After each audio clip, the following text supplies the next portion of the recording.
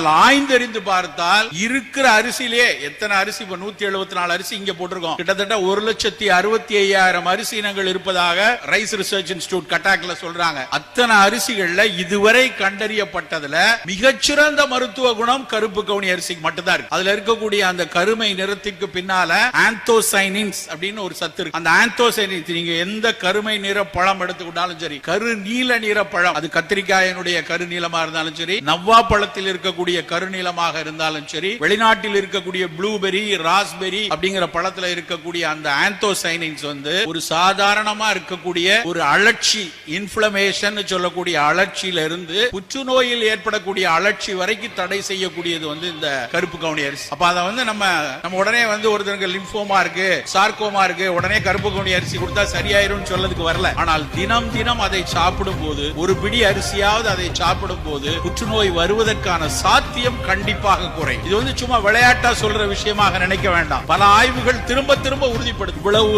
Anti accident சத்துள்ள அரிசியை விட்டுட்டு நம்ம எதுக்கு இன்னைக்கு ஃபோர்ட்டிஃபைடு ரைஸ்னு ஒண்ணு கொண்டு வராங்க? எவ்வளவு வேதனையா இருக்கு தெரியுமா? நாம் எதிர்க்க வேண்டிய விஷயம் நண்பர்களே, நாம் ஒட்டுமொத்தமாக குரல் கொடுக்க வேண்டிய இடம். அரிசியை இரும்பு சத்தை உள்ள இனாகுலேட் பண்ணி அயன் ரைஸ் யார் கேட்டாங்க? நீங்க அதே அரிசியில கொஞ்சம் கருவேப்பிலை துவையல் வச்சு தொட்டு சாப்பிடுவோம், முருங்கைக்கீரையை குழம்பு போட்டு பசிச்சு சாப்பிடுவோம், அதே இரும்பு சத்து நமக்கு கிடைக்கும். ஆனா அதை விட்டுட்டு ஏதோ ஒரு பெரிய வெளிநாட்டு நிறுவனங்கள்ல இருந்து 2,700 கோடி ரூபாய்க்கு அந்த சத்துக்களை வாங்கி அரிசியில அனாகுலேட் பண்ணி அந்த அரிசியை நமக்கு ரேஷன் கடை மூலமா